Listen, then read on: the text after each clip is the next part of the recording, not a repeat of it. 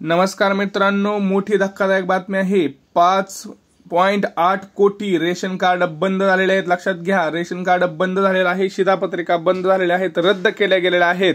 शिधापत्रिकांच्या यादीत तुमचं सुद्धा नाव आहे का हे तुम्हाला तपासायचं आहे। लक्षात घ्या, पटकन हे 3 ते 4 आज 5 कामं जे आहेत ते तुम्हाला करायचे आहेत, कारण 5 कोटी लोकांचे रेशन कार्ड एकदम अचानक केंद्र सरकारने इथं बंद केलेलं आहे। लक्षात घ्या, मोठी बातमी आहे।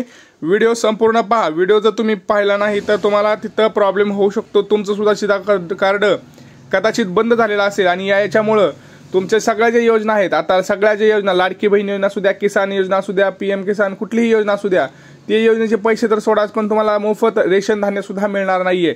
लक्षात घ्या, हे महत्त्वाचं आहे। 5 कोटी शिधापत्रिका बंद केलेल्या आहेत, त्याच्या यादीत तुमचं नाव आहे की नाही हे सुद्धा तुम्हाला आता असं करायचं आहे। तर शिधापत्रिका किती महत्त्वाचं आहे तुम्हाला माहिती आहे। रेशन कार्ड सगळ्यात महत्त्वाचं दस्तावेज आहे, सगळ्यात महत्त्वाचं डॉक्युमेंट आहे, ज्याच्यावरती आपल्याला मोफत अन्नधान्य मिळतं। आपण सगळं रेशन दुकानात जाऊन आपण ते सगळं घेतो, आपल्याला माहिती आहे। आणि बऱ्याच योजनांमध्ये रेशन कार्ड हे सगळ्यात महत्त्वाचं कार्ड मानलं जातं, माहिती आहे। रेशन कार्ड शिवाय तर सगळ्यात काहीच होत नाही, तुम्हाला माहिती आहे। रेशन कार्ड सगळ्यात महत्त्वाचं डॉक्युमेंट आहे। तर आपल्या चॅनलवरती पहिल्यांदा असाल तर चॅनलला सबस्क्राईब करा, कारण आपण सगळ्यात महत्त्वाचे आणि कामाचे व्हिडिओ तुमच्यापर्यंत पोहोचवत असतो। सगळ्यात मोठी बातमी आहे, सगळ्यात प्रथम आपण यूट्यूबवरती देत आहोत, त्यामुळे पटकन लक्षात घ्या, व्हिडिओ पूर्ण पहा आणि जास्तीत जास्त हा व्हिडिओ शेअर करा, कारण शेअर करा, सगळ्यांना माहित झालं पाहिजे की रेशन कार्ड बंद होत आहेत। 5 कोटी लोकांचे ऑलरेडी देशामध्ये केंद्र सरकारकडून हे बंद झालेले आहेत। आता त्यात तुम्ही तर नाही ना, हे पण तुम्हाला आता बघायचं आहे। तर चला सुरुवात करूया व्हिडिओला, कुठलाही उशीर न करता। रेशन कार्ड अपडेट, 5.8 कोटी शिधापत्रिका रद्द। आता तुमची स्थिती तपासायची आहे, तुम्हाला कसं काय आहे। लक्षात घ्या, रेशन कार्ड अपडेट। केंद्र सरकार कमी उत्पन्न असलेल्या लोकांसाठी, शेतकरी आणि महिलांसाठी अनेक योजना चालवतं। सरकारच्या या योजनेचा लाभ करोडो लोक घेत असतात। अशा परिस्थितीत गरीब आणि गरजू लोकांना सरकार शिधापत्रिका उपलब्ध करून देत असतं। परंतु काय झालंय, भारतात करोडो शिधापत्रिका धारक आहेत। सरकारी शिधापत्रिकाद्वारे लोकांना राष्ट्रीय अन्न सुरक्षा कायद्याअंतर्गत कमी किमतीत रेशन दिलं जात आहे। यासोबतच देशातील जनतेला रेशन कार्डवर इतर सरकारी योजनांचा सुद्धा लाभ मिळतो, तुम्हाला मी आधीही सांगितलेलं आहे। त्यामुळे पटकन आपल्या चॅनलला सबस्क्राईब करा, व्हिडिओला लाईक करा, शेअर करा, सबस्क्राईब करा। लक्षात घ्या, काय झालंय बघा, मात्र सगळ्यात मोठी गोष्ट आहे, लक्षात घ्या, मात्र काय झालंय, शिधापत्रिका धारकांसाठी मोठी बातमी समोर येत आहे। भारत सरकारने सुमारे 5.8 कोटी शिधापत्रिका बंद केल्या आहेत। 5.8 कोटी शिधापत्रिका म्हणजे जोक नाही मित्रांनो। रद्द केलेल्या शिधापत्रिकांच्या यादीत तुमचे नाव आहे की नाही हे कसं तपासायचं, हेही तपासायचं आहे तुम्हाला।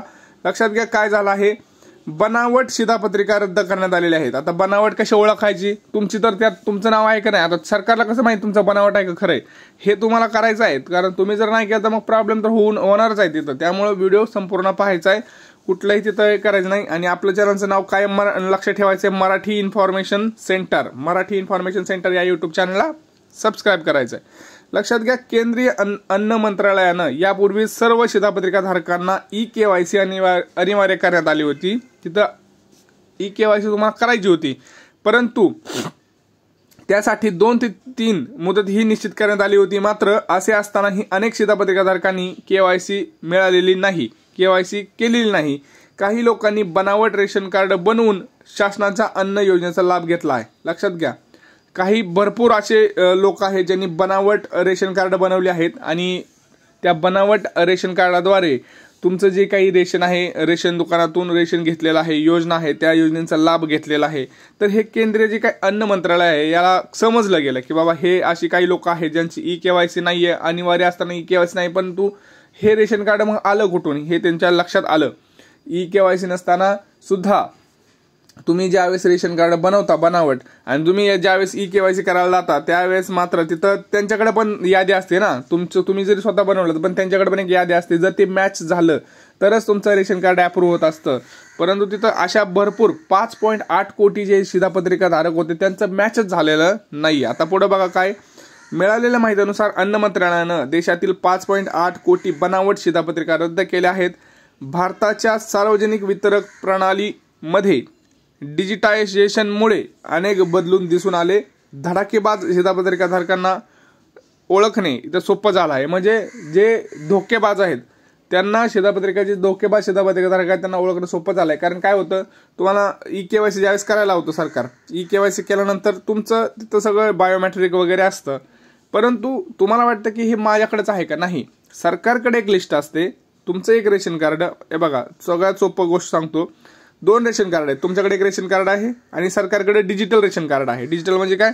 ऑनलाईन त्यांच्याकडे सगळं रजिस्ट्रेशन असतं. आता तुमचं जे नाव आहे आणि तुम्ही इथं ज्यावेळेस बायोमेट्रिकवर बायोमेट्रिक करता आणि तिथं ज्यावेळेस तुम्हाला ते मॅच होतं दोन्ही, तरच तुमचं ते अप्रूव्ह होतं, बरोबर.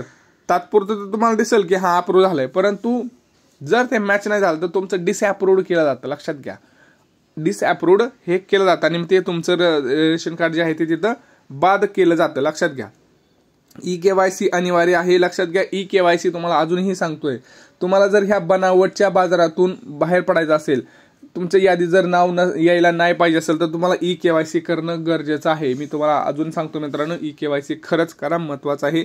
आम्ही तुम्हाला सांगूया की भारत सरकारच्या अन्न मंत्रालयानं सर्व शिधापत्रिकाधारकांना EKYC कसे करावे याबद्दल आधीच माहिती दिली होती. तथापि अनेक शिधापत्रिकाधारकांनी KYC पूर्ण केलेली नाही. अनेक बनावट शिधापत्रिकाधारकांचा याच्यात समावेश आहे. हे आता सरकारनं ओळख पटवली असून त्याची शिधापत्रिका रद्द केली.